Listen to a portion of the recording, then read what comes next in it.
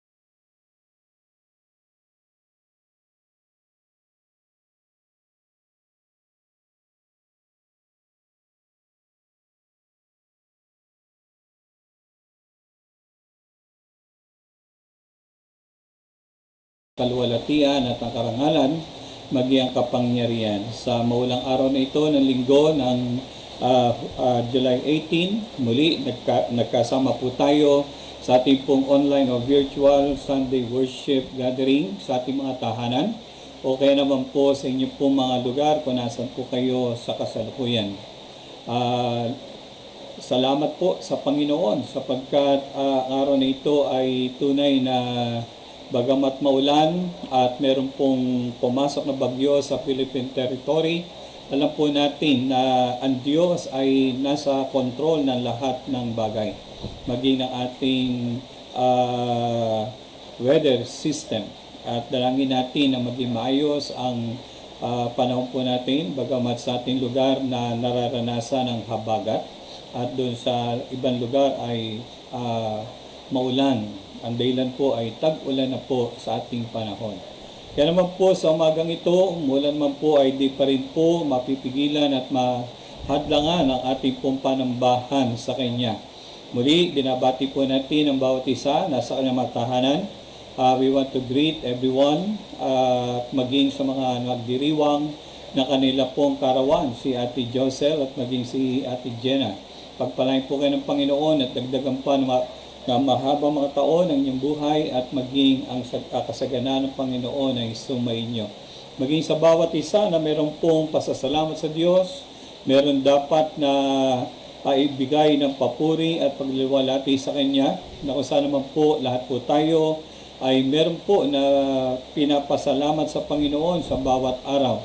At kung bibilangin nga po natin ang mga suliranin na dumarating sa atin, hindi niya kayang lampasan ang mga pagpapala natin po natatanggap sa ating Panginoon. Ang dahilan upang higit natin luwalhatiin at pasalamatan ang ating Panginoon. So umagang ito, minsan pa po napalapakan natin ng papuri ang ating Panginoon. Pwede ba natin mag-offer tayo ng clap of praises to our God? Hallelujah! At sa ating pong pambungad na panalangin, niling po natin si Ate Ana na tayo po ay pangunahan. Sige po, tayo po'y manalangin. Dakilang Diyos na makapangyarihan sa lahat, pinupuri at pinapasalamatan ka po namin sa dakilang araw na inyong pinatulog sa aming Panginoon. Sa isang linggo na naman, Panginoon, na pag-aaralan namin ang iyong salita, Panginoon. Maraming salamat po, Panginoon, sa pag-iingat niyo po sa amin sa magdamag, Panginoon. At wala pong nangyari masama sa aming Panginoon. Hinihiling po namin ang inyong patuloy na pagsama, Panginoon, sa oras na ito, Panginoon, sa aming pananambahan, Panginoon. Itago mo po sa inyong likuran ang aming tagapagsalita, Panginoon, upang kayo po ang mahayag sa mga oras na ito, Panginoon. Sabahan po ang bawat isa sa bawat tahanan, Panginoon, na mananambahan sa iyo, Panginoon. Kayo po ang magpadama ng inyong presensya sa bawat isa, Panginoon. Though kami po ay nasa kanya-kanya naming tahanan, Panginoon. Maraming salamat po, Panginoon. Kayo po ang kumilos, Panginoon. At sa inyo po namin lahat, binabalik ang lahat ng papuri at salamat sa pangalan ng inyong anak na si Jesus. Amen. Amen. Maraming salamat, Ate Ana, sa pambuhat ng panalangin. At tayo po ay magbibigay ng papuri na awitin at panambang awitin sa ating Panginoon. At ipiplay po ito ni Kuya at ito po ay may mga pamagat na halina't sama-sama at ang sama-samang nagpupuri. Sa ating pong panambahan ay sa buhay ko at wala kang katulad. Tayo po ay sumabay sa awitin at pagpupuri sa ating Panginoon.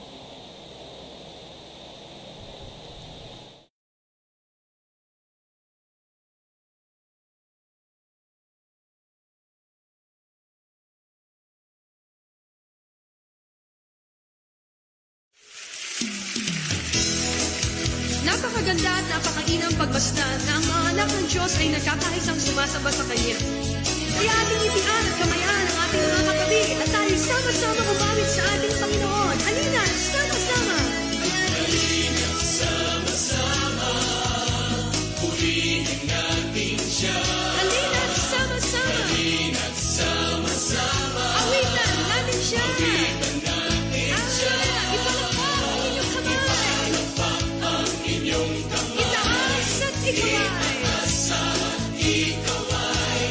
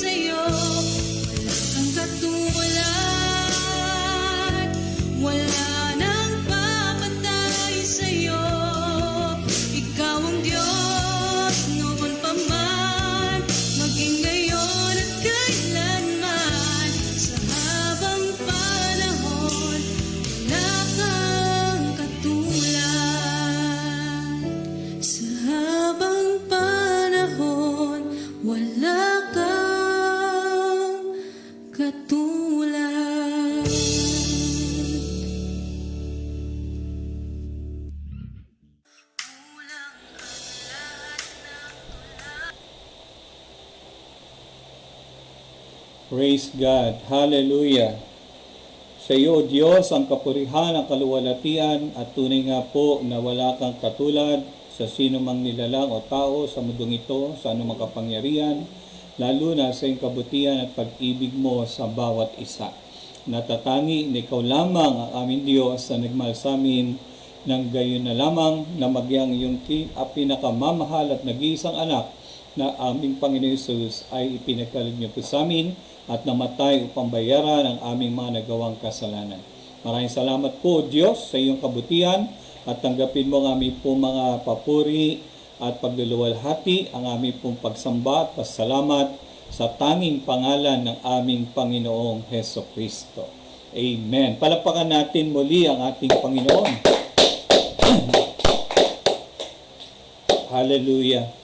Glory be to God. Hallelujah. At sa umagang ito ay muli, binabati po natin yung lahat po natin ng mga viewers, mga onliners natin na naka-join sa atin. At muli, shoutout po sa inyo. Pinagpala po kayo ng Panginoon, magyang inyong sambahayan at magyang inyong kinabukasan. Nawa ay patuloy natin maranasan ang pag-ibig ng ating Panginoon, ang kanyang kagalakan, ang kanyang kapayapaan, at ang kanyang mga biyaya at pagpapala sa bawat araw. Turing po natin ang pagulan ay ulan ng pagpapala mula sa Panginoon, a shower of God's blessing. Kaya wag po tayo na magreklamo sa pagkapanahon na tag-ulan o umuulan, basa, minsan ay matubig at inconvenience sa ating pundaan. Sapagkat sa lahat ng bagay, ay ang Diyos ay ginawa niya na may dahilan. At lahat ng ginawa niya ay para sa ating kabubuti at ginawa niya ito na maganda at kaiaya sa kanyang harapan. At kinalang po natin na taglayin ang espiritu ng pasasalamat sa lahat ng bagay. Tulad nga po sabi ng Thessalonica, in everything give thanks for it is the will of God to each one of you. So umagang ito ay tatalakayin po natin ang mensahe. At ito nga po ay meron po tayo na pamagat na the threefold ways of encouraging people. Ito po ay ating pong tema sa buwang ito ng July, encouraging one another. At tuloy nga po na sinasabi ng kasulatan sa 2 Corinthians chapter 1 verse 3, Blessed be the Lord, or the God and Father of our Lord Jesus Christ, the Father of mercies and God of all comfort.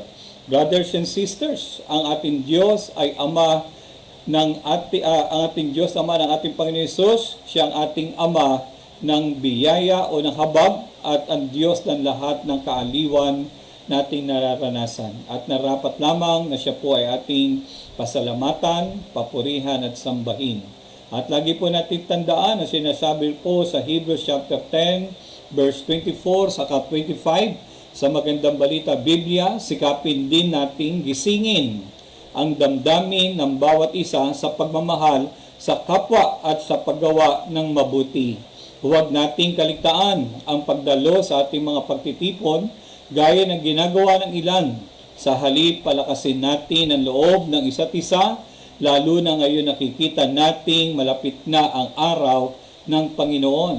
No, sa una pa lang, sinasabi na ng talata na sikapin nating gisingin. Kaya sa mga kapatid po natin na sa mga tahanan, nasa higaan pa, natutulog, bangon na. Sapagkat ang araw na ito ay ginawa ng Diyos, hindi para lang mamahinga at matulog, kundi para ang Diyos ay una sa lahat, ating unahin at sambahin. Sabi nga po ng Matthew 6:33, But seek ye first the kingdom of God and His righteousness, and all these things shall be added unto you. Kaya po sa bawat isa na inuuna ang Panginoon at sinasamba ang kanyang pangalan sa araw na ito at maging hindi lang sa araw ng linggo, kundi araw-araw, sinasamba at pinapupurihan natin ang Panginoon. Tunay nga po ang pagpapala at biyaya ng Diyos ay hahabulin tayo, even overtake us according to the Word of God.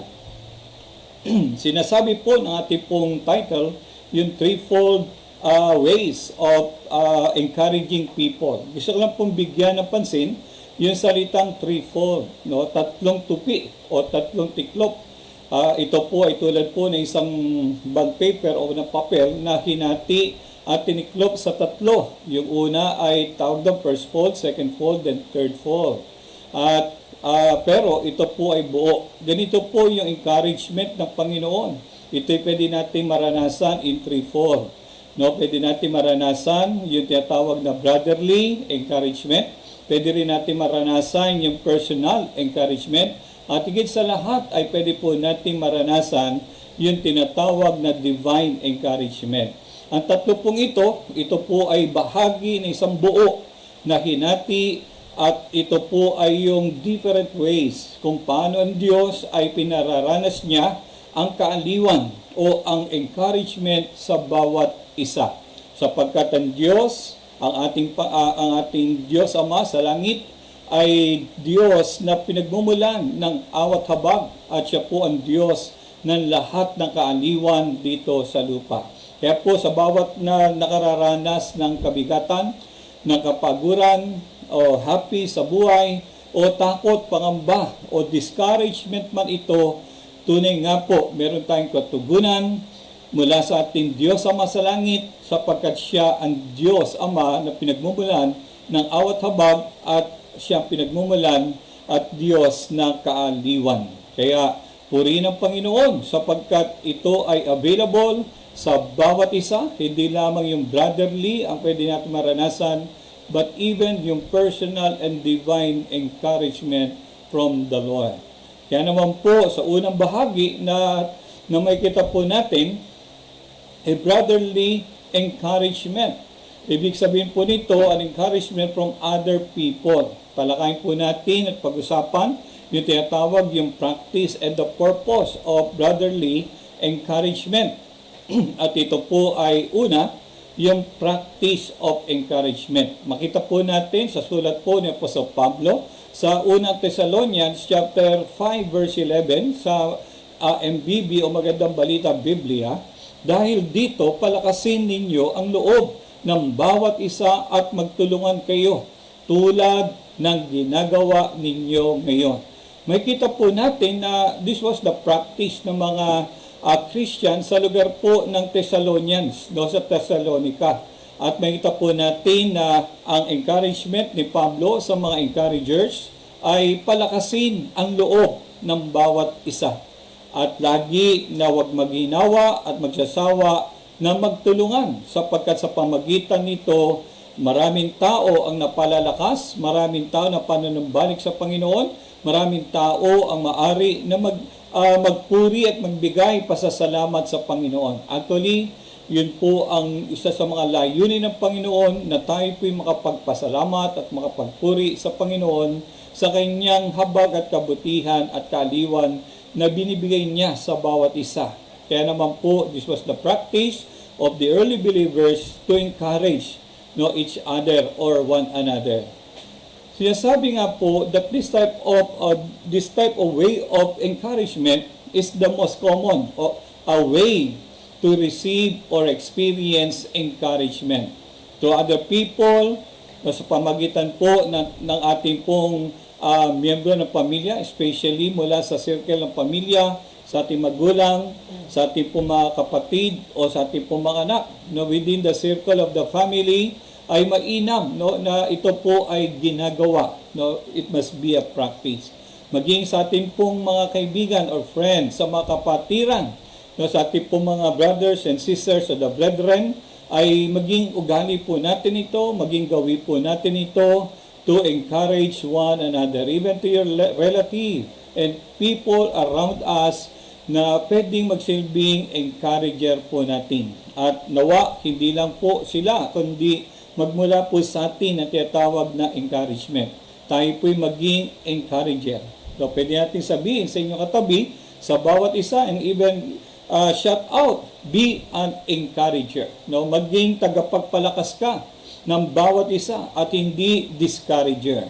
Iba po, meron silang gift of discouragement, kaya puro discouragement ang ibinibigay sa kapwa. Dapat baliktad. Bilang mananampalataya ni Kristo, ang ating Panginoon Jesus, a great encourager, a compassionate encourager, dapat din po tayo bilang tagasunod ni Kristo ay maging daan at daluyan ng biyaya at kaaliwan ng ating Panginoon. Secondly, ano po ang layunin sa likod ng encouragement na tinatawag po natin? What are the purposes of encouragement?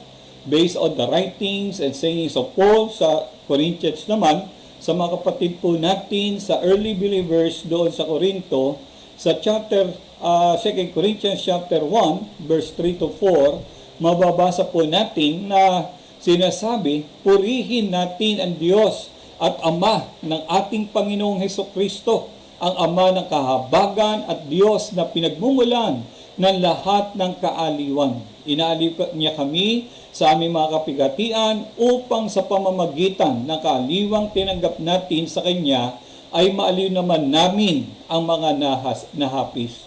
Sapagkat kung gaano karami ang aming paghihirap dahil sa aming pakipag-isa kay Kristo, gayon din naman karami ang aming kaaliwan kay Kristo.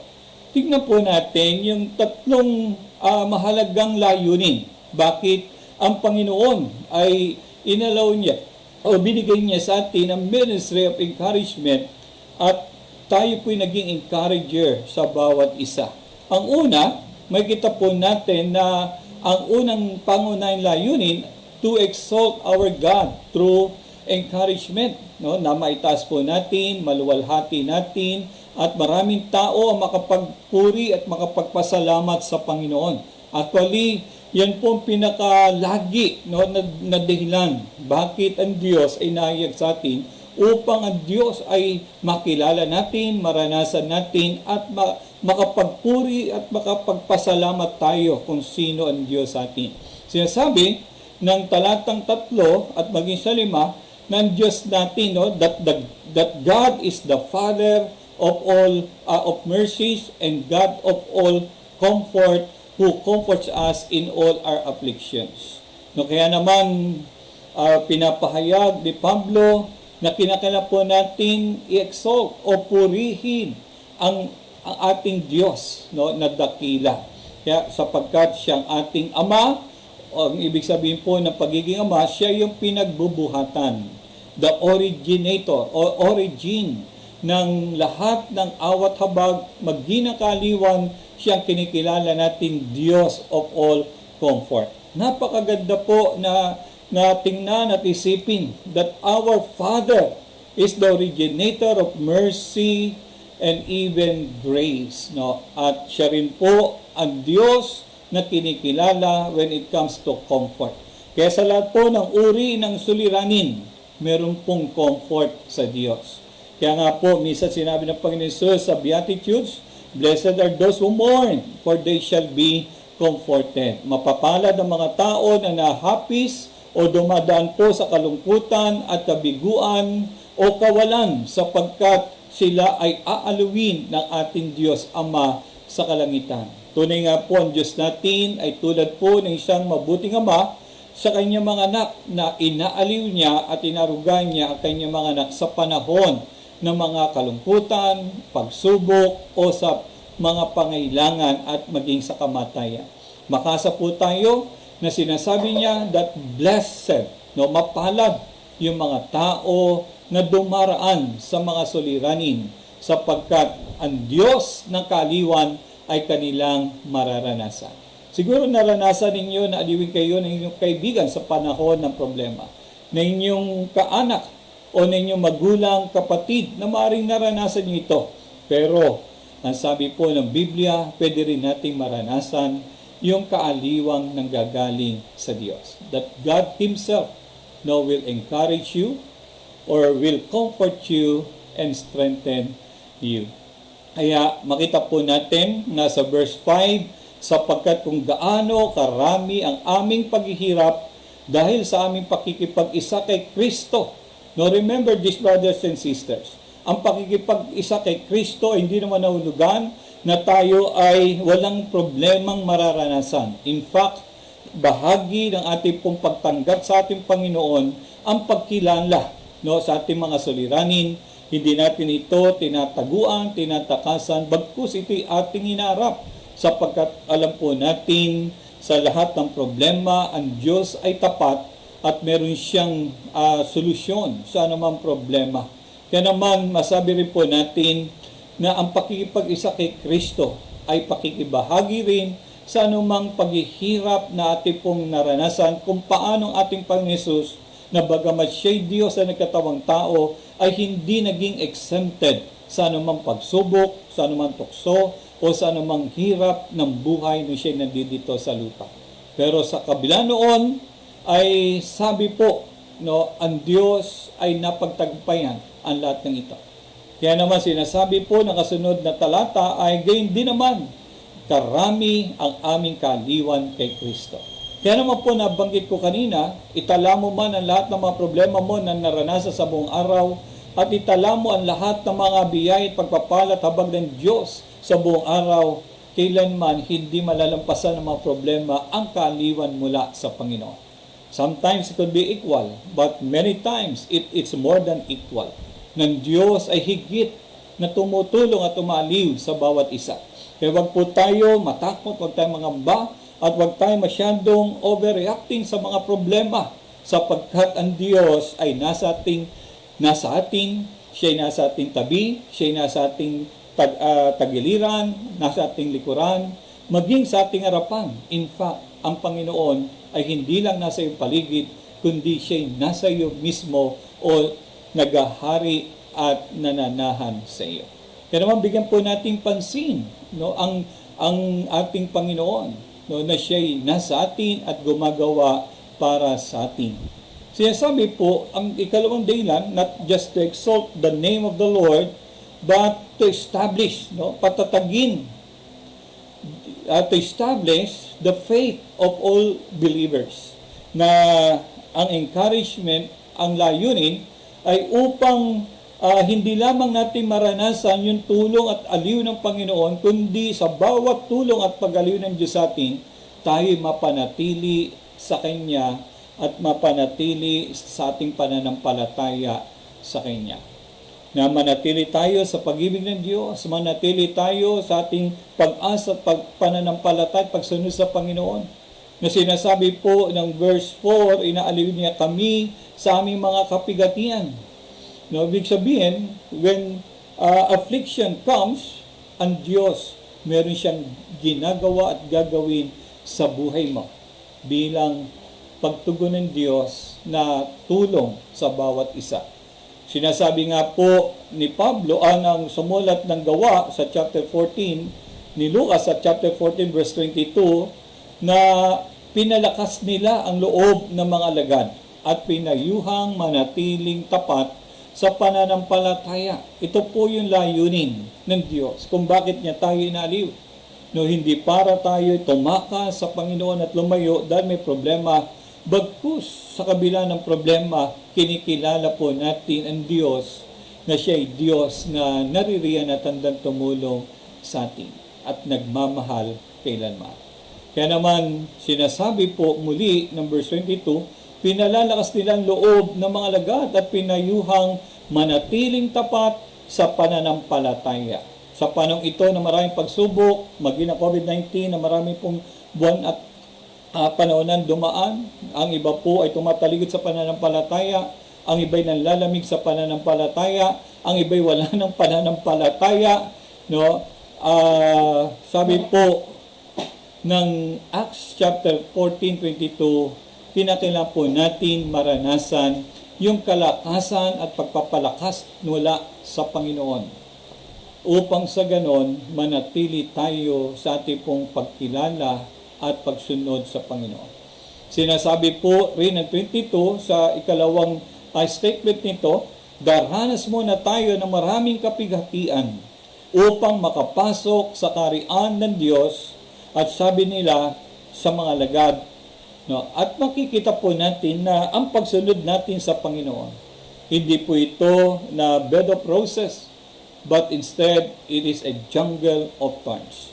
Sa bawat isa na kumilala sa Panginoon, kung ating theology, kung ating perspective, nung tinanggap mo Panginoon, wala nang pagsubok, wala nang problema, wala nang kalungkutan, yan po totoo, pagka ang isang tao ay kumilala sa Panginoon, and then kinuha na siya ng Panginoon at nasa langit na.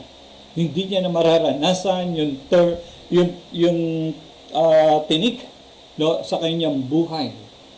Bagkus the better process. But while we are still here on earth, sabi nga, daranas muna tayo ng maraming kapigatian, hindi sabing ilan. Bagkus marami, na katulad po sa panahon natin ngayon, na maraming tao natatakot sa COVID-19 virus, no? Kasi akala nila ay isang klase lang o isang variant lang. Yung pala, maraming variants. Ngayon po ay hindi lang alpha variant, hindi lang po delta variant, meron pang tinatawag na lambda variant. At meron pa nagsasabi para raw bagyo. Yung bagyo na dumarating sa ating bansa, alphabetical from A to Z, at pagkabot yung Z, may panibagong A. Yung ating pong nararanasan na COVID-19, tinanong ako kapo ng isang kaibigan, sabi niya, kailan kayo matatapos itong COVID-19?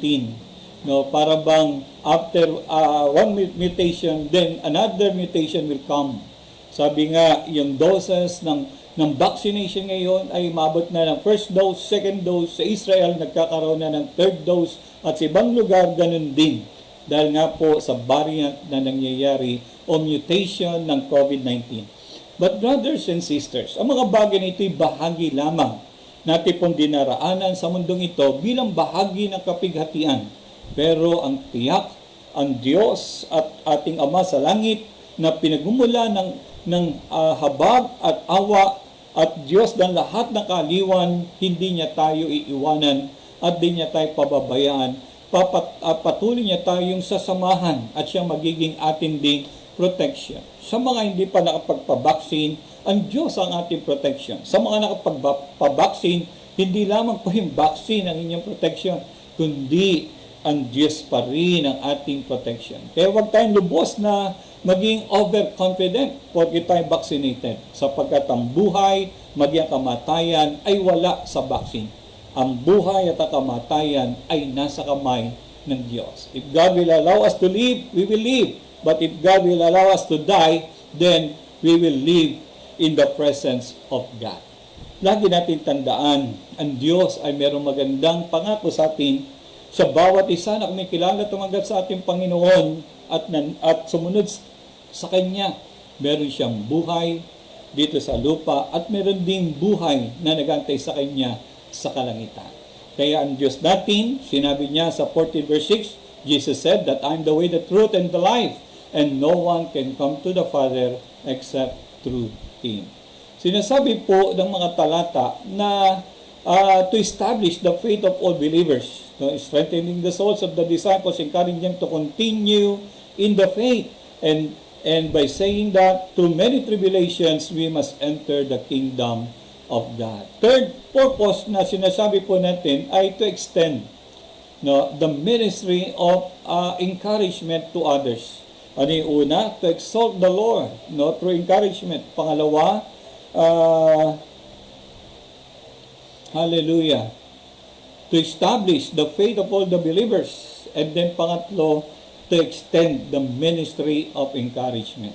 Sinasabi po ni Pablo yung ultimate goal so that we may be able to comfort those who are in any affliction with the comfort with which we ourselves are comforted by God.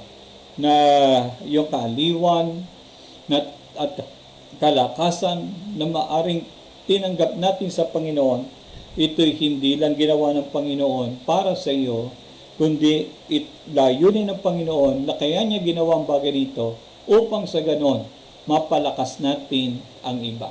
Ito'y sinabi ng Panginoon Jesus minsan kay Simon Pedro, nung siya'y nais ng kaaway na si Satanas na siya'y silain o tuksuhin o siya'y subukin ang kanyang pananampalataya.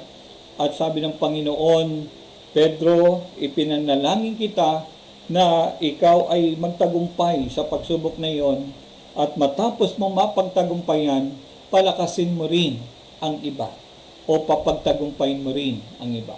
Kaya naman po, malinaw po sa banal na kasulatan that the purpose of God in reaching us is to reach others. In encouraging us is to encourage others.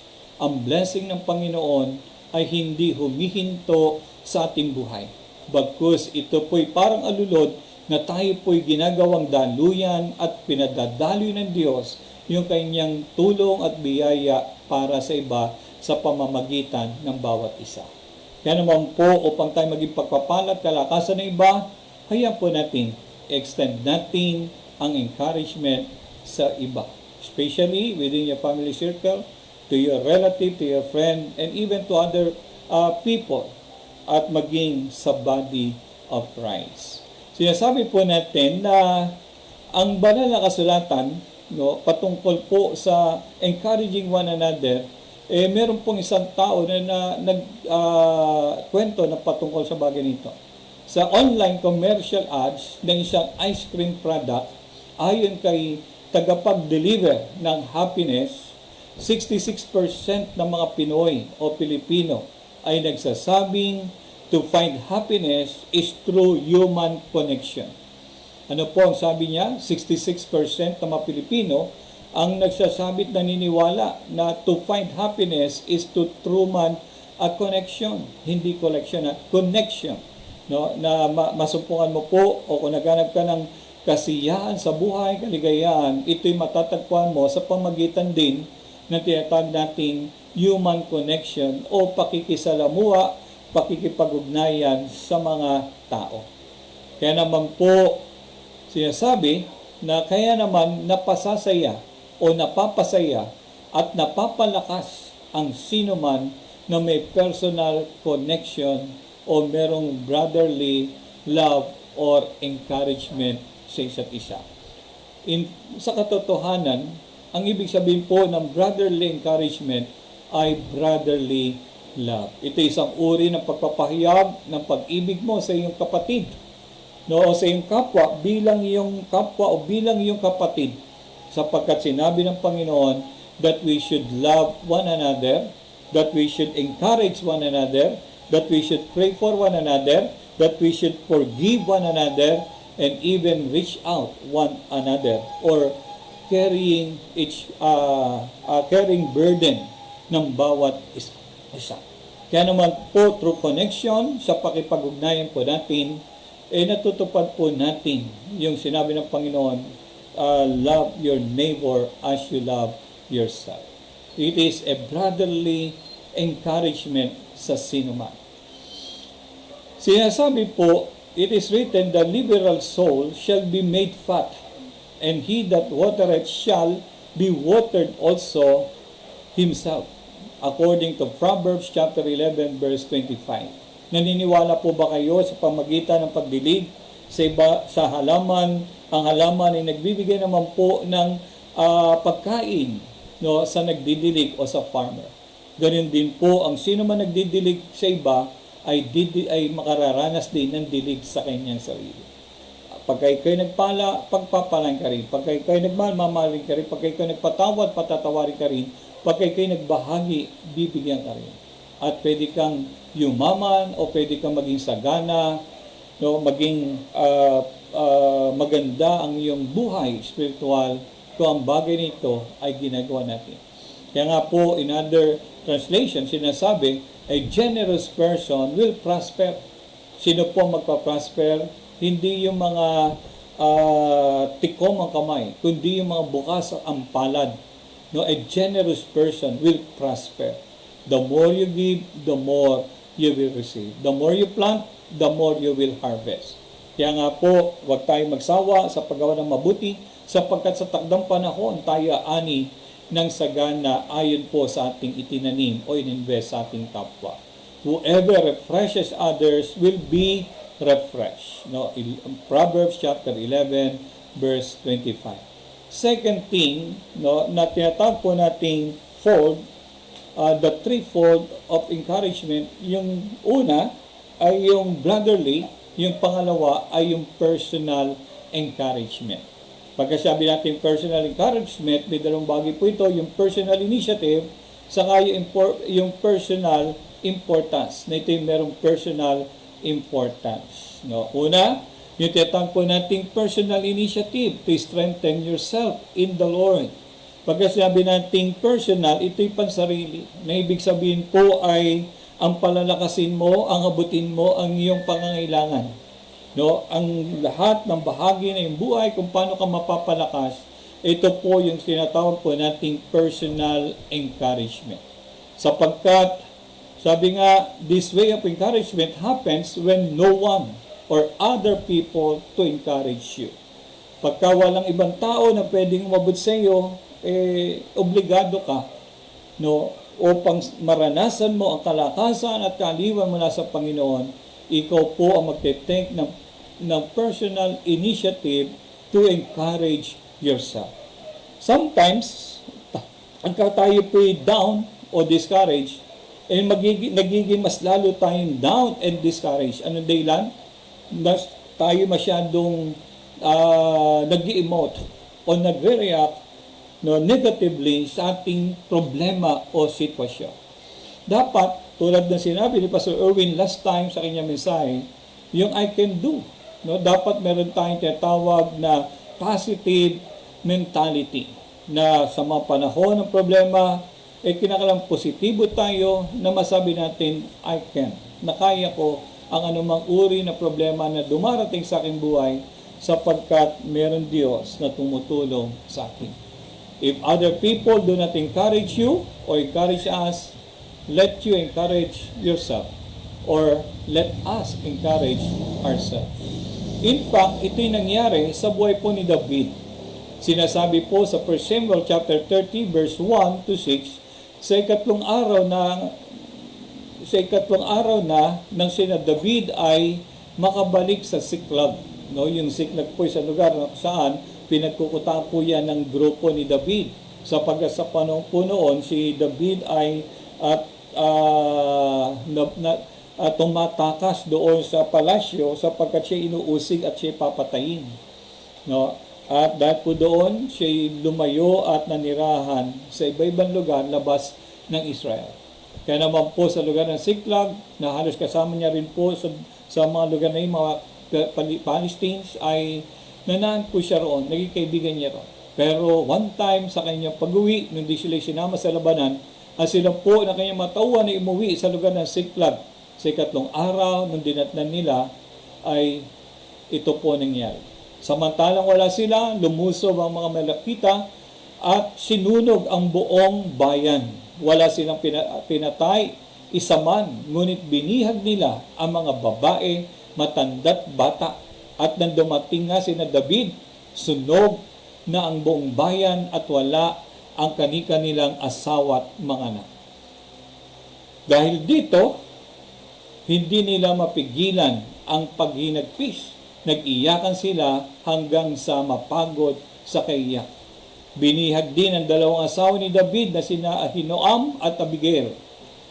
At sa verse 6 itong sabi, balisang-balisa si David sapagkat pinag-uusapan ng kanyang mga tauhan na pagbabatuhin siya dahil sa sama ng loob sa pagkawala ng kanilang mga anak. Ngunit dumulog si David kay Yahweh na kanyang Diyos upang palakasin ang kanyang loob. Ang katotohanan po ng istoryang ito, lahat po sila ay biktima ng pangyayari. Hindi lamang po silang nasunugan, kundi maging si David. Hindi lang sila nawalan ng kabuhayan, maging si David o ari-arian. Hindi lamang sila yung nawalan ng anak at maging ng asawa, maging si David. Ibig sabihin lahat sila ay pare-pareho ang naranasan. Kaya naman po sa pagkakataon na yun ay ang kanila kalungkutan, ang discouragement, ang kanila pong galit ay magiyak na lang iyakan ay nandoon. In fact, kung meron man po siguro na masigit na iyak doon, ay wala ba kundi si David sapagkat sabi po sa manaw ng talata, ang tinangay na asawa kay David ay dalawa. No? At yun po ang kanyang re-recover. At sinasabi po, nung panahon po na yun, sila nag-iyakan, umiyak sila na umiyak hanggang maubos ang kanilang luwat lakas. At yung kanilang iyak at kalungkutan na uwi sa galit at pagiganti at gusto nilang makarecover. Pero ang una nilang binalak, gusto nilang pagbabatuhin si David. Si David, bilang kanilang pinuno, accountable siya sa pangyari. Pero kung titingnan po natin, naganap si David, nakakampi sa kanya, pero wala isa man. Sa panahon ng problema at walang kakampi o wala walang tutulong sa iyo, para bang nag-iisa ka lang, ano ang pwede mong gawin? At sabi po ng talatang 6, and David was greatly distressed, for the people spoke stoning him, and because all the people were bitter in soul, each for his sons and daughters.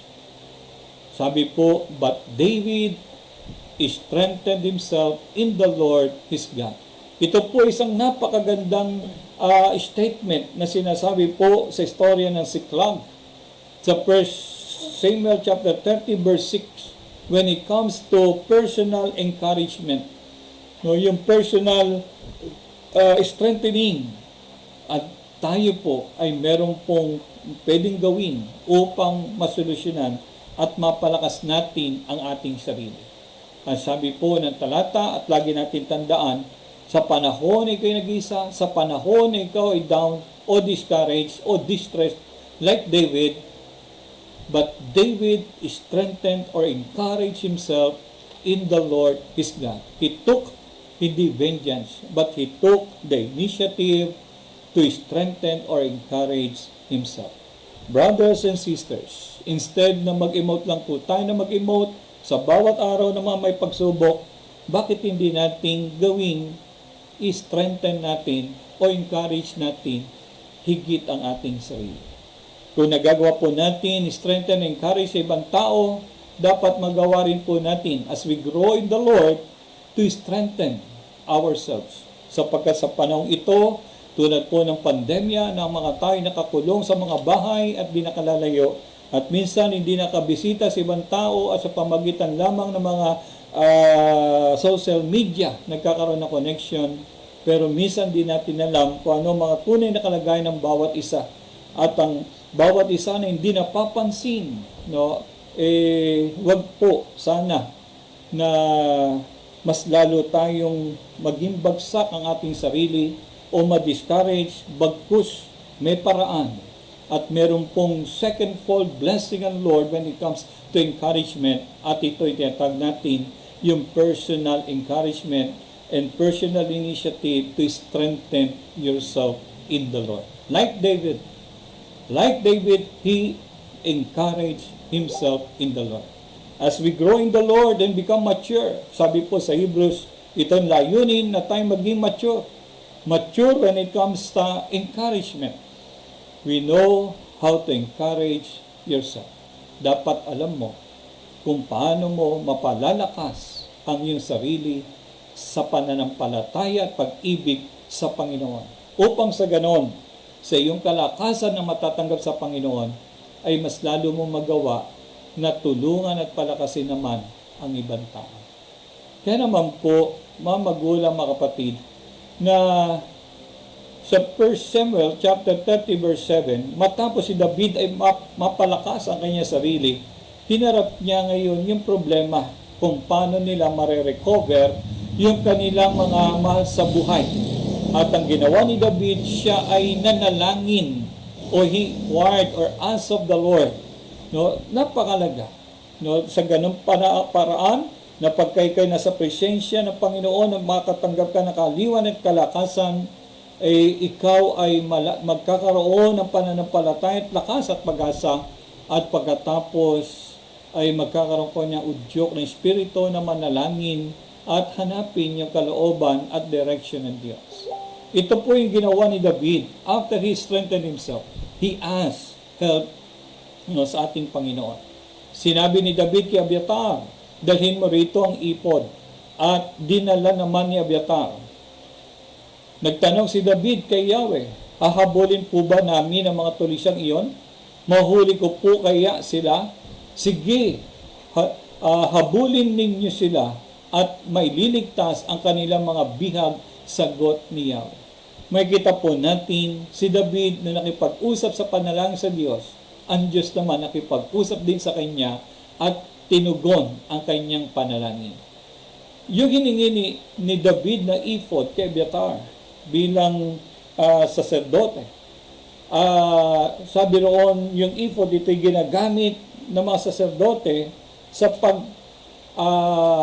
gabay sa Diyos, paghingi ng gabay sa pamagitan ng panalangin. Hanapin mo yung kalooban at direksyon at yung kagustuhan ng Panginoon sa pangyayari. Sa ating panahon ngayon, hindi natin ginagamit ang effort upang hanapin ang direksyon sa Diyos. Kung naghanap po tayo ng direksyon o ng gabay mula sa Panginoon, ang binigay ng Panginoon sa atin ay walang iba kundi ang Kanyang salita.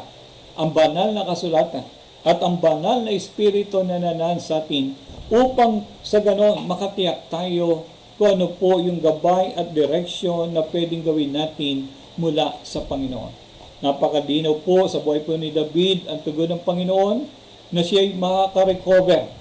No, kaya naman po sa panahon na yon, sila po ay nag-organize at pagkatapos nilusob yung kaway para i-recover dahil sinabi ng Panginoon na marirecover nila, ang Diyos gumawa po ng tulong agad sa kanila pong paghabol. Meron silang tao na nakita na nakandusay at yun po pala ay alipin ng mga tao na nanggaling doon sa kanilang lugar.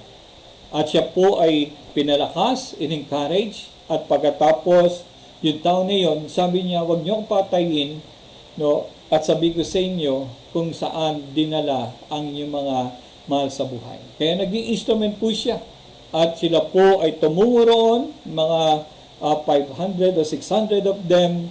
Subalit pagdating po sa ilog, hindi na mapagpatuloy yung 200, 400 na lang ang tumuloy.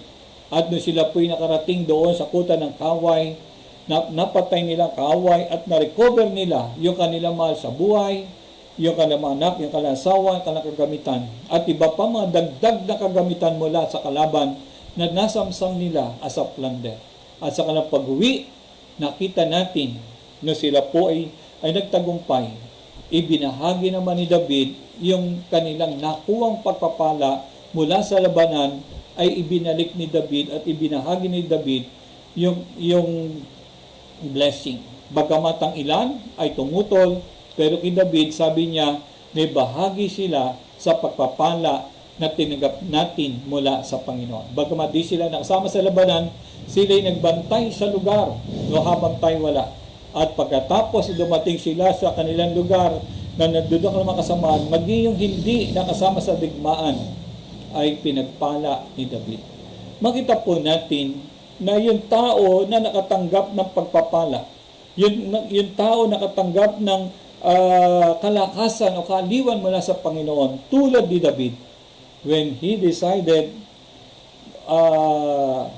na encourage niya kanyang sarili sa Panginoon at nung siya nanalangin tinugon ng Panginoon at pinagtagumpay, ginawa naman niya yung nararapat na blessing sa iba. Kaya naman po, pinadaloy ng Panginoon yung blessing na ito kay David upang si David din ay padaluyin yung blessing sa iba. Sabi nga, sa Siklag, ito po ay tinatawag na Siklag. No, hindi dahil sa nagsiklab yung lugar dahil sa sunog, kundi yun isang lugar ng tinatawag na matinding pagsubok na naranasan nila. Pero ang highlight doon, David encouraged himself in the Lord his God. Never give up, never give in. God is your strength. No, ang Diyos ay nariyan upang tayo palakasin. Sabi nga, if other people do not encourage us, let us encourage ourselves. Secondly, personal importance to build up yourself in the Lord. Ang pagpapalakas sa ating sarili ay pagpapatatag sa ating sarili. Sabi po ni Jude sa chapter 1 verse 20, ngunit magpakatatag kayo mga minamahal sa inyong napakabanal na pananampalataya. Manalangin kayo sa tulong ng Espiritu. Paano natin pwede palakasin ang ating sarili? Yung katulad na ginawa ni David, he encouraged himself in the Lord through prayer. In the presence of God, may kapayapaan, mayroong kagalakan, at may kalakasan, at may pananampalataya. Kaya naman po, napakalaga yung gawain ng panalangin sa ating buhay at wag natin itong hahayaang mawala sa atin. In Romans chapter 8, verse 26, 27, gayon din naman, tinutulungan tayo ng Espiritu sa ating kahinaan sapagkat hindi tayo marunong manalangin ng nararapat, kaya't ang Espiritu ang namamagitan para sa atin at dumaraing sa paraang hindi natin kayang sambitin. At ang Diyos na siyang nakakasaliksik sa puso ng tao, ang siyang nakakaalam kung ano ang kalooban ng Espiritu, sapagkat ang Espiritu ang namamagitan para sa atin ayon sa kalooban ng Diyos. Binanggit din po ng Efeso 6:18, manalangin kayo sa lahat ng pagkakataon, humiling at sumamo sa patnubay ng Espiritu, lagi kayong maging handa at patuloy na ipanalangin ang lahat ng hinirang ng Diyos. Bakit lagi sinasabi roon sa patnubay ng banal na Espiritu? No, kinakailangan manalangin sa gabay ng banal na Espiritu, sapagkat ang banal na Espiritu ay katlong persona ng Diyos Trinidad na siyang nananan sa atin, ay binigay sa atin bilang gabay. In fact, ang tawag sa kanya ay Parakletos, someone alongside to help. Siya pong ating kasama, siya ating gabay, tutulong at magsasabi kung ano nararapat nating gawin. Kaya sa panalangin, siya rin po nakakabatid na kung ano ang tamang panalangin at kung ano papanalangin natin. At siya rin po nakababatid kung ano ang kalooban ng Diyos. Tulad ni David, nung siya nanalangin, kung luluso ba sila, makarecover ba sila, sumagot ang Diyos. Sa gabay ng Espiritu Santo, siya'y magtatagumpay at makarecover. Kaya naman po, sa ating pong pagpapalakas ang ating banal na pananampalataya sa Diyos, ang isang kaparaan ng mahalaga na dapat nating gawin, it has a personal importance, at ito ay yung tinatawag nating yung personal encouragement o encouraging yourself through praying to God in His presence. Makasumpong ka ng kapahingahan, kalakasan, kapayapaan, kagalakan, at maging satisfaction sa iyong puso. The inner peace, the inner satisfaction sa Diyos mo masusumpungan. At ang huli, yung tinatawag po natin the last fold, the third fold, ay yung divine encouragement. No? Ano po ang ibig sabihin ng divine encouragement? Yung God's initiative, encouragement. Na ibig sabihin, hindi bang tao magbibigay sa inyo ng kaliwan at kalakasan? Hindi rin naman ang iyong sarili magbibigay sa iyo ng kaliwan at kalakasan, sapagkat hindi magagawa ng iba para sa iyo. Hindi rin mo magagawa para sa iyo, sapagkat ikaw ay bagsak. Kung si David nagawa niya sa kanya sarili, sa pagkakataong ito, ay hindi niya, itong kwento na ito, hindi naman niya nagawa sa kanya sarili, pero nakasumpong pa rin siya ng kaaliwan at kalakasan. Sa panong paraan? Ito po ay story ng Diyos at ni Propeta Elias. Sa 1 Kings chapter 19 verse 1 to 8 to 9 to 18, itong katotohanan na pagka hindi natin kayang palakasin ang ating sarili at wala ring ibang tao na magpapalakas sa iyo, still ang kalakasan at kaaliwan mula sa Diyos ay pwede rin nating maranasan at dumating sa ating buhay. Sabi roon, the third fold encouragement is God Himself will encourage you or a person. And this is a supernatural way of encouragement. And when nobody is to encourage you, and even you yourself is not able to do it, sabi nga, meron Diyos na nakandang magpalakas at magaliw sa atin. Ano naging sitwasyon ni Elias matapos ang malaking tagumpay niya sa Mount Carmel? In fact, ito po ay isang tagumpay na naranasan ni Elias, laban doon sa 450 na propeta ni Baal, na alaga po ni Queen Jezebel, na pinapatay ni Elias sapagkat sila yung mga bulaang propeta, na sila yung matalo doon sa bundok ng Carmel, na patunayan na si Elias ang tunay na propeta. Pero matapos sa pangyari yon, binantaan siya ni Queen Jezebel at siya'y natakot. Ang sabi po ng mga talata, nagpunta si Elias sa Sinai, sinabi ni Haring Ahab sa kanyang asawang si Jezebel ang lahat ng ginawa ni Elias at kung paano pinatay ni Elias ang lahat ng mga propeta ni Baal. Sabi roon, kaya't nagpadala si Jezebel ng isang sugo upang sabihin kay Elias, patayin sana ako ng mga Diyos kung hindi ko gagawin sa iyo ang ganito ring oras ang ginawa mo sa mga propeta. Natakot si Elias at namamatay. Kaya't umalis siya at nagpunta sa Beersheba sa lupain ng Huda kasama ang kanyang utusan. Iniwan niya roon ang kanyang utusan. Sa verse 4, at mag-isang pumunta sa ilang at pagkatapos ng maghapong paglalakad ay naupo siya sa lilim na isang puno at nanalangin ng ganito, Yahweh, kunin na po ninyo ako. Ako po'y hirap na. Mabuti pa pong mamatay na ako. Pagkatapos nega siya at nakatulog, ngunit dumating ang isang anghel, pinalabit siya nito at ang sabi, gising na at kumain ka. Nang siya'y lumingon, nakita niya sa may ulunan ang isang tinapay na niluto sa ibabaw ng mainit na bato at tubig sa isang lalagyan. Kumain nga siya at uminom at pagkatapos ay nahiga muli. Ngunit bumalik ang anghel ni Yahweh, ginising siya muli at sinabi, bumangon ka't kumain, napakahaba pa ng lalakarin mo. Kumain nga siyang muli at uminom, at pagkain iyo'y nagbigay sa kanya ng sapat na lakas upang maglakbay ng 40 araw at 40 gabi hanggang sa Sinai, ang Diyos ng bundok. Makita po natin, ang pangatlong paraan ng pagpapalakas ay sa pamamagitan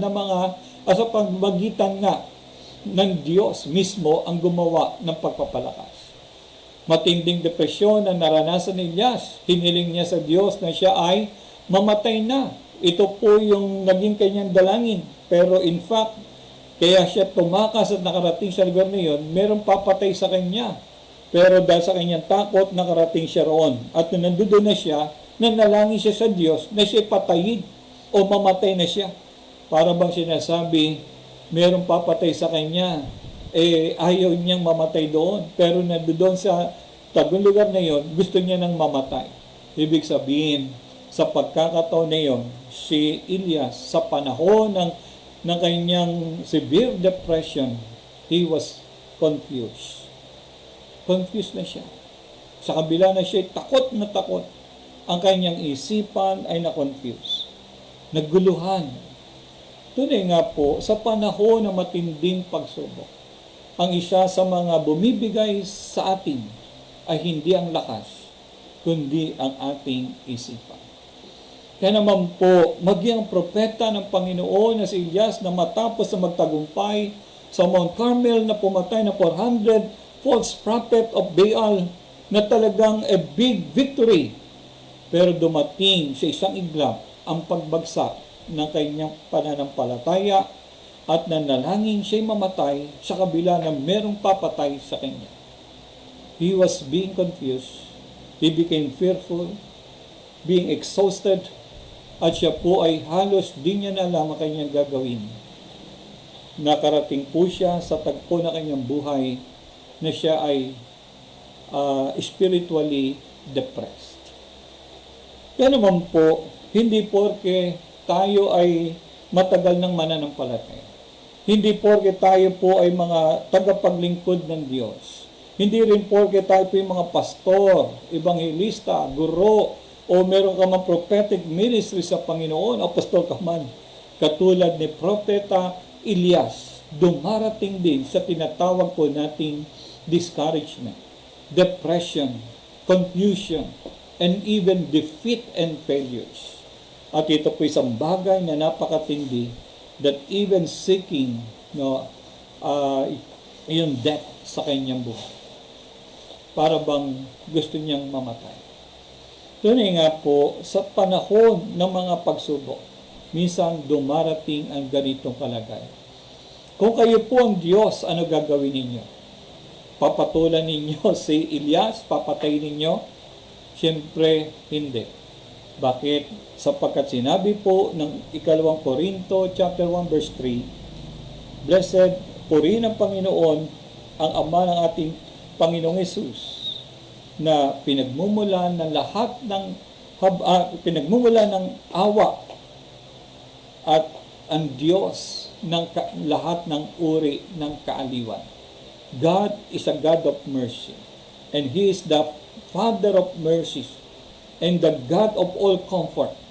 sa panahon na dito ang lingkod ng Diyos na si Propeta Elias, ang Diyos bilang Diyos na tumawag at nagsugo sa kanya ay naroroon upang siya'y intindihin at siya'y palakasin at muling panumbalikin sa kanyang gawain bilang pangunahing propeta ng Israel. Makikita po natin ang ginawa ng Panginoon sa kanya ay tinulungan siya. Sabi po, ang Diyos ay hindi nagpabaya sa kanya o sa ating sitwasyon at pagpapalakas. Higit na alam niya ang ating sitwasyon at pangailangan. Sa sitwasyon ni Elias ay nagkaroon siya ng matinding pagbagsak ng kanyang loob. Siya ay natakot sa payag ni Queen Jezebel na siya ay papatayin. Siya ay tumakas at nagtago sa ilang ng Beersheba, Jordan.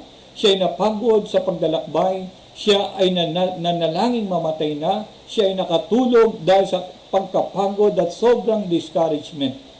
Pero paano siya pinalakas ng Panginoon? Nagkaroon po ng multi-support ang Diyos, multiple support. Encouragement ang binigay ng Panginoon kay Elias. Sabi po nakaraan, may iba-ibang klase ng support ang Panginoon, moral support, physical support, financial support, and even spiritual support. Dito ang lahat ng paraan ng suporta ginawa ng Diyos kay Elias. Una, sabi nga, package deal yun, total recovery. Yung unang ginawa ng Panginoon sa kanya, yung physical rest o yung physical support. Hinaya makapagpahinga at makatulog. Alam ng Panginoon na si Elias ay sobrang pagod na o exhausted dahil galing sa pagtakas at paglalakbay. Sinasabi po, pagkatapos na siya nakatulog, ngunit dumating ang isang anghel, kinalabit siya nito at sinabi, gising na at kumain ka. Ang ginawa ng Panginoon sa kanya, nagsugod ng anghel upang siya'y alagaan, patulugin, pakainin, painumin, at inulit ito ng makalawang beses. Nang siya'y lumingon, nakita niya sa may ulunan ng isang tinapay na niluto sa ibabaw ng mainit na bato, no, at tubig sa isang lalagyan. Kumain nga siya at uminom pagkatapos iniga muli. In times na tayo po ay pagod, hirap, and depressed, sometimes ang problema niyan ay drain ang katawan. Exhausted, hindi discouraged lang, kundi mahina na ang kanyang katawan. Kaya ang Panginoon, ang kanyang solution, siya'y pagpahingahin. Total rest. Siya'y pinakain. Sabi roon, physical food or nourishment. Twice na ginawa ng anghel sa kanya. Pagkagising, pinakain, pinatulog, di pagkagising, pinakain uli. Ibig sabihin, nakita ng Panginoon na exhausted at si Elisha bilang propeta niya, sobrang na burn out. Physically, spiritually, morally burn out. Kaya nga po, sabi sa verse 7, ngunit bumalik ang anghel ni Yahweh, ginising siya muli at sinabi mo, bumangon ka at kumain, napakahaba pa ang lalakarin mo.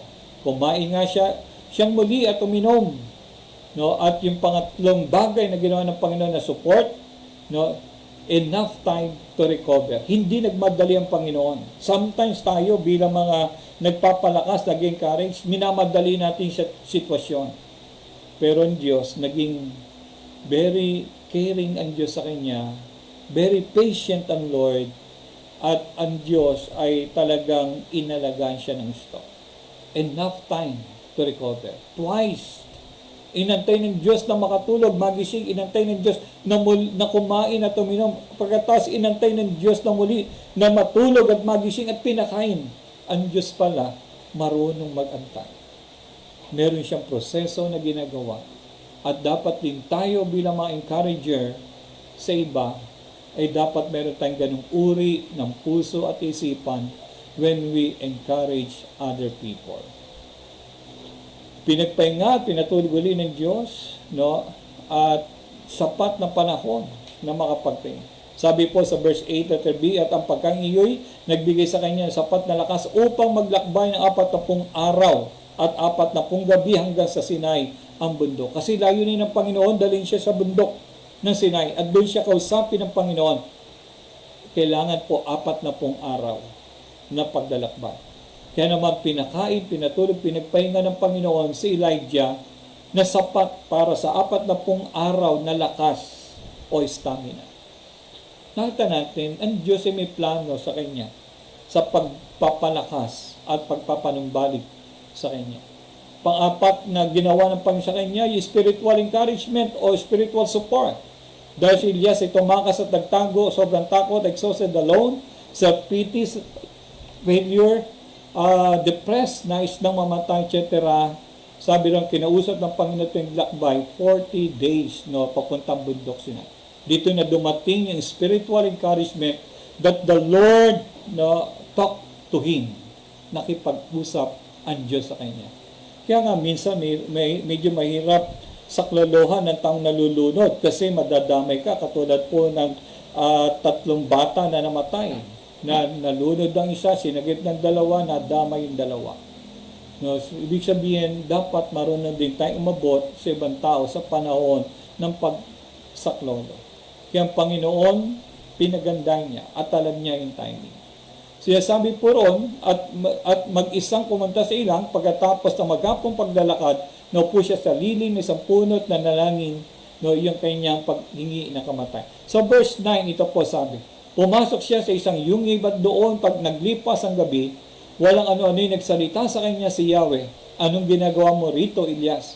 Sumagot si Elias, Yahweh, Diyos na makapangyarihan sa lahat, ikaw lang po ang pinaglilingkuran ko sa tanang buhay ko. Subalit sinira po ng bayang Israel ang kanilang kasunduan sa iyo, winasak nila ang inyong mga altar at pinatay ang inyong mga propeta. Ako na lamang natitira at pinaghanap nila ako upang patayin din.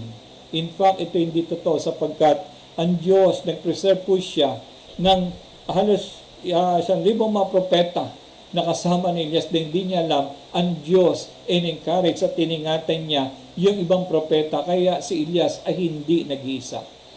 Sa kabila noon, para bang yung kanyang pagiging self-pity, nagkaroon din siya ng feeling na para bang bilib pa rin siya sa kanyang sarili. Para ba yung holier than thou attitude nasa kanya pa rin. Pero itinuwid siya ng Panginoon at ipinakita ng Panginoon yung spiritual encouragement sa kanya. Pinupurify ng Diyos ang kanyang spirit, pinupurify ng Lord ang kanyang isipan, pinupurify ng Lord maging ang kanyang damdamin at kalooban. Alam niyo, when it comes to spiritual encouragement, dito na tayo tinutuwid ng Diyos, dito na tayo tinuturuan ng Panginoon ng mga tunay at katotohanan dapat po nating malaman at ikapamuhay.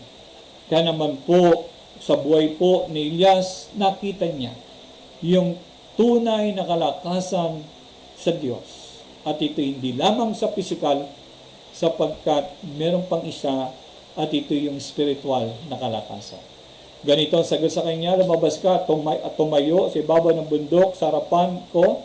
Pagkasabi nito, dumaan si Yahweh at umihip ang napakalakas na hangin, sumabog ang bundok at magkadurog-durog ang bato sa lakas ng hangin, ngunit wala sa hangin si Yahweh. Nang tumigil ang hangin ay lumindol, ngunit wala sa lindol si Yahweh. Pagkalipas ng lindol, kumidlat, ngunit wala rin sa kidlat si Yahweh. Pagkalipas ng kidlat, narinig niya ang isang banayad na tinig. Lumabas ka, Elias. Tinakpan ng balabal ang kanyang muka at naghintay sa bunganga ng kuweba. Narinig niya ang isang tinig na nagsabi, Elias, anong ginagawa mo rito? Sumagot siya, Yahweh, Diyos na makapangyarihan sa lahat, ikaw lamang po ang aking pinaglingkuran sa tanang buhay ko. Subalit, no, katulad po ng binanggit kanina, yun ang kanyang statement na para bang na hindi pa rin siya recovered totally. But God, na spiritually, in-encourage siya at inayos sa kanyang isipan. Ang Diyos, hinanap niya mula doon sa bato, sa kidlat, sa lindol, pero wala. Pero ang Diyos, nasa small voice o tinig na banal. Kaya naman po, kung gusto natin marinig ang tinig ng Diyos, hindi may maririnig doon sa magulong lugar, kundi maririnig mo ang small voice o tinig ng Panginoon, ang kanyang gabay sa ating buhay, yung kanyang spiritual nourishment sa atin sa lugar na kung saan banayad at tahimik at ang Diyos doon kanya totally bibigyan ng comfort. Kaya naman, pinagkatiwala muli ng Panginoon, no, sa panibagong misyon bilang propeta ng Panginoon si Elijah. Yung moral support, recommissioned him the ministry and trusting him again. Sinabi sa kanya ni Yahweh, bumalik ka sa ilang na malapit sa Damasco, pagkatapos pumasok ka sa lungsod at buhusan mo na langis si Hazael bilang hari ng Syria at si Jehu na anak ni Nimsi bilang hari naman ng Israel. Buhusan mo rin na langis si Eliseo na anak ni Sapat na taga Abel Mehola bilang propeta na halili sa iyo. At si Jehu na anak ni Nimsi bilang hari naman ng Israel, buhusan mo rin ng langis si Eliseo na anak ni Sapat na taga Abel Mehola bilang propeta na halili. Ang makaligtas sa tabak ni Hazael ay papatayin ni Jehu. Ang makaligtas naman sa tabak ni Jehu ay papatayin ni Eliseo. Ngunit 7,000 sa Israel ang ililigtas ko, ang mga taong hindi lumulod kay Baal at hindi humahalik sa kanyang imahe. Makikita po natin ang Diyos sa kabila ng mga pangyayari. Ang Diyos ay patuloy na gumagawa sa bawat buhay ng kanyang bayan o ng mga taong nagtitiwala sa kanya. Truly, God is a divine encourager ng Diyos natin, ang Ama ng lahat ng Ama na pinagmumula ng awa at habag, at siya ang Diyos ng lahat ng kaaliwan. May ginagawa ang Diyos. Kaya naman po ang threefold encouragement na ito sa tatlong bahagi, ito'y kalakasan mula sa iba, kalakasan mula sa atin, pero merong higit na kalakasan, ito yung kalakasan mula sa Diyos. Blessed be the God and the Father of our Lord Jesus Christ, the Father of mercies and God of all comfort. No, kaya naman, purihin natin ang kanyang pangalan. No, at naniniwala po tayo na ang katotohanan that God has a different ways to help us encourage others also into a threefold encouragement ways na tinatagpo natin brotherly, personal, and even divine encouragement. Kaya naman sa pagkakataong ito, dumalangin tayo sa Panginoon. Sa ating pong pagdulog sa Lord's table, sa Lord's Supper, hilingin natin yung ating pong ugnayan sa Kanya ay maging daluyan na Kanyang kaaliwan at maging ang Kanyang habag sa ating buhay. Truly, our God, our Father, is merciful, and He is the God of all comfort. Tayo makipag-ugnayan sa Kanya at maranasan po natin through our personal communion. Idulog natin sa Panginoon ang anumang ating kabalisahan, ang anumang ating pagkatakot, o ang anumang uri ng depresyon, o stress, o anumang uri ng kaguluhan, confusion. Kung tayo may nakaranas ng failures, defeat, tulad ni Elijah, pwede nating masumpungan yung divine encouragement. Ang Diyos mismo ang magbibigay sa atin ng ganap at tiyak na kalakasan at kaaliwan. Panginoon, kami dumudulog sa iyo sa pagkakataong ito at iniling po namin na patuloy mo kaming tulungan at katagpuin ang bawat pangailangan ng bawat isa. Tunay, Panginoon, na ang iyong tulong o ang iyong support ay hindi lamang sa larangan ng physical, financial, moral, but even spiritual, na siya pinakamataas na uri ng support o encouragement o kaliwang ibinibigay niyo sa amin. Sapagkat ito ay nananatili at ito'y nagpapatatag sa aming buhay. Saliksikin niyo po kami, O Diyos, At kung meron man pong natitira pang bagay sa aming buhay na hindi kaya-aya kalugod-lugod sa iyo, kung kami may dumaan, Panginoon, sa pagkakamali, pagkakasala, kaya naman nakararanas kami, O Diyos, ng kabigatan ng aming isipan at kalooban at kaguluhan sa aming buhay. O Diyos, kung hindi ka po namin nabibigyan pansin o nagiging prioridad sa aming buhay at lumalapit na kami sa iyo pagka kami ay mahina na o nangangailangan. Tulungan niyo kami, Panginoon, to take initiative na palakasin ang aming sarili sa iyo upang magawa po namin ang kalakasan naman para sa iba at mapanatilit, mapatatag, O Diyos, ang aming pong pananampalataya at pag-ibig sa iyo. O Diyos, patawarin niyo po kami sa lahat ng aming pagkakamali, pagkakasala, maging sa aming pagkukulang. Bigyan niyo kami ng iyong katwiran at banalin mo ang aming pong pananampalataya. O Diyos, sanctify our body, our soul, and even our spirit. At sa lahat po ng aming karumihan, Panginoon, hugasan niyo po kami. Linisin niyo kami. Patawarin niyo po kami.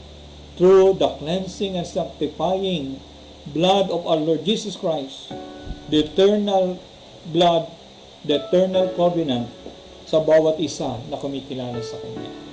Panginoon, nagpapakumbaba po kami sa iyo. Tunay, Panginoon, apart from you, we can do nothing. Gumawa man kami ng gumawa, maghanap man kami ng paghanap, but apart from you, God, it will be a waste. We can do nothing. Kinakailangan po namin tanggapin ang katotohanan. Apart from you, we can do nothing. We are just a branch. Without you, God, we cannot bear fruit. Even more and much fruit, O God, ay hindi kami makapagdantay. Help us, O God, to be connected with you. Kung meron man dapat na connection, not only a human connection, but a divine connection with you, a spiritual connection.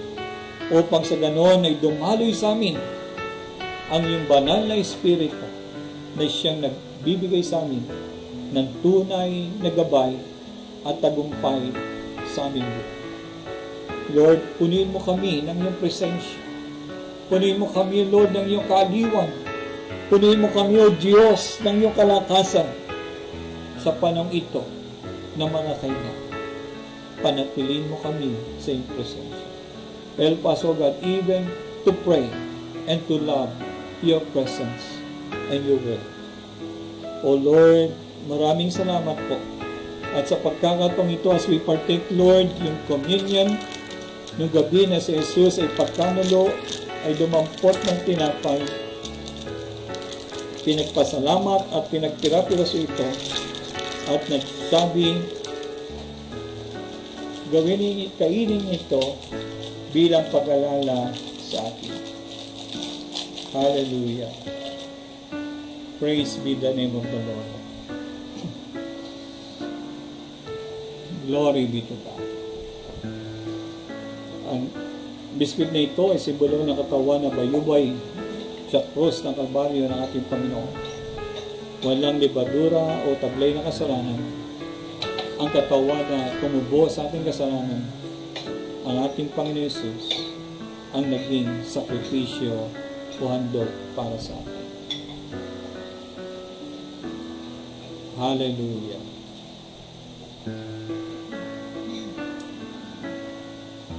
Personal po natin purihin at pasalamatan ng Panginoon. Nawa sa ating pagpartake ng biscuit o ng tinapay ito, magawa natin ito na tao sa ating puso ng buong pananampalataya, may pag-asa at kagalakan, taglayang kapayapaan mula sa Panginoon. Na ang Diyos ay nakipag-isa sa atin. That God Himself took the first step or the initiative upang tayo ay abutin, aliwin, palakasin as the great encourager. Panginoon, maraming salamat po sa iyong pagpapatawad at paglinis sa amin at sa aming pong pagpartake na ito. Sa iyo ang aming pong papuri at pagluluwalhati. For blessed is the God of our Lord Jesus Christ, the Father of the Lord Jesus Christ, the Father of mercies, and the God of all grace, the God of all comfort. Salamat po sa iyo na siya nagpapalakas sa amin upang palakasin naman namin ang iba. Salamat po. Daluyan mo kami ng iyong biyaya, ng iyong pag-ibig, ng iyong kapangyarihan at presensya. Sa pangalan ni Jesus. Shall we take it?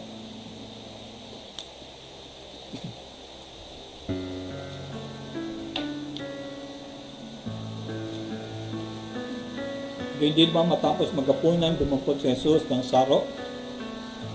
Ang sarong ito ng bagong tipan ay galis ang kasalanan ng tao at kung walang pagbububo ng dugo, walang katubusan ng kasalanan.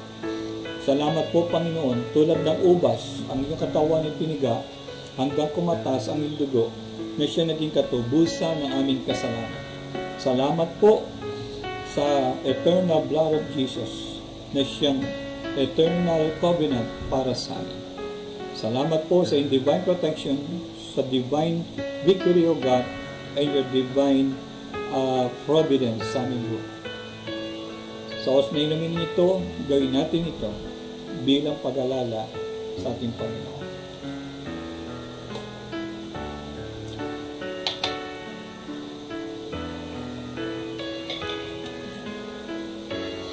Sa tuwing tayo ay kakain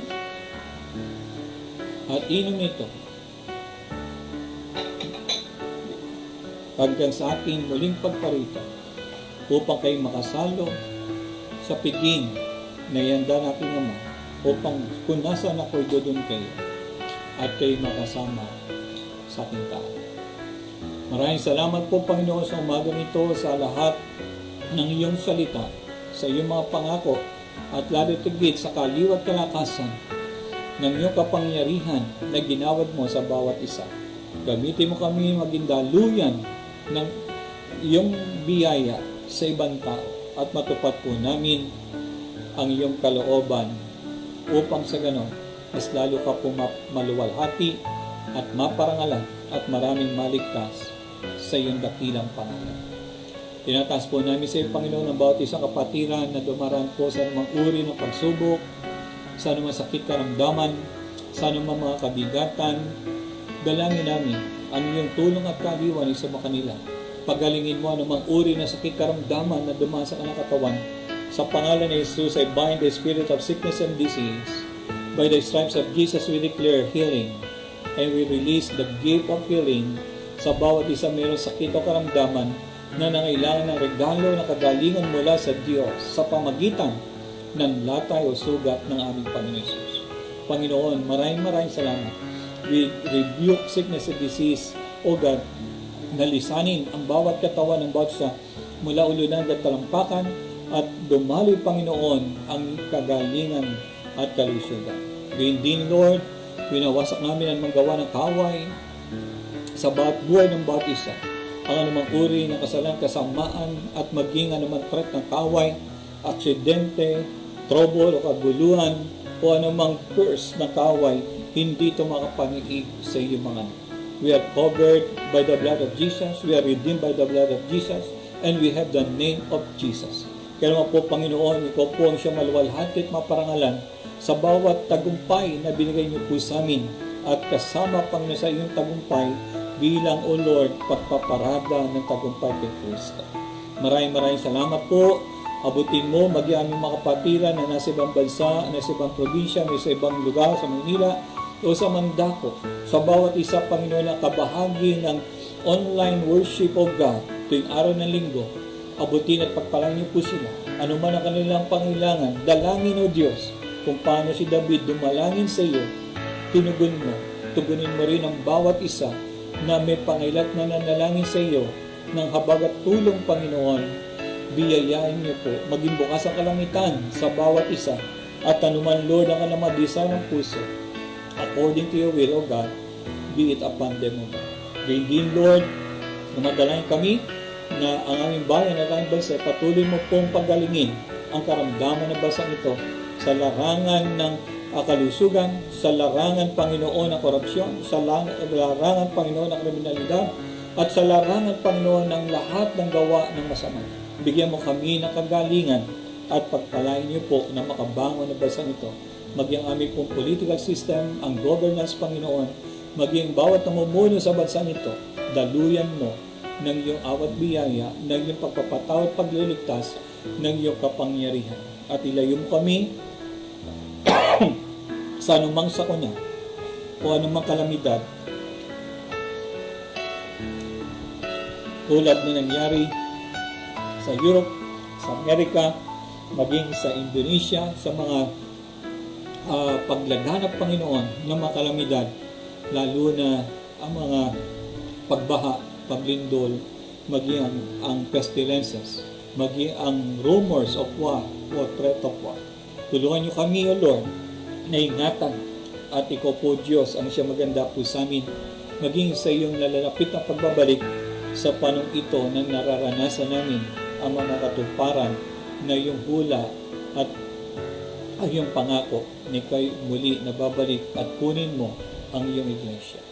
Father God, salamat po at maging sa aming pong pagkakalab sa iyo, tinataas po namin sa iyo ang bawat handog ng iyong mga anak, ang bawat ikapu at offering, Lord, ay sa iyo at ito'y magamit para sa iglesia, sa iyong kaluwalhati at sa iyong kapurihan at maging sa pag-abot ng mga kaluluwa. Pagpalain niyo po financially, O God, ang bawat isa upang sa ganon maging sagana ang iyong biyaya at tulong sa bawat isa. Maging sa bawat isa na diriwan na kalakarawan, na kala-anniversary, o anumang tagumpay o pasalamat, even graduation, Panginoon.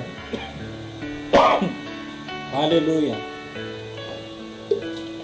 Sa buhay po ni IJ, sa kanyang graduation, salamat po sa panibagong level na kanyang pwedeng abutin. Pagpalain mo ang kanyang buhay at maging ang kanyang kinabukasan, maging ang kanyang pamilya na tumutulong na siya ay pag-aralin, maging ang kanyang mga kapatid. Gayun din, Lord, sa mga may karawan si Joseph at si Jenna at iba pa na mga kapatid, O Diyos, pagpalain niyo po sila according to their desire.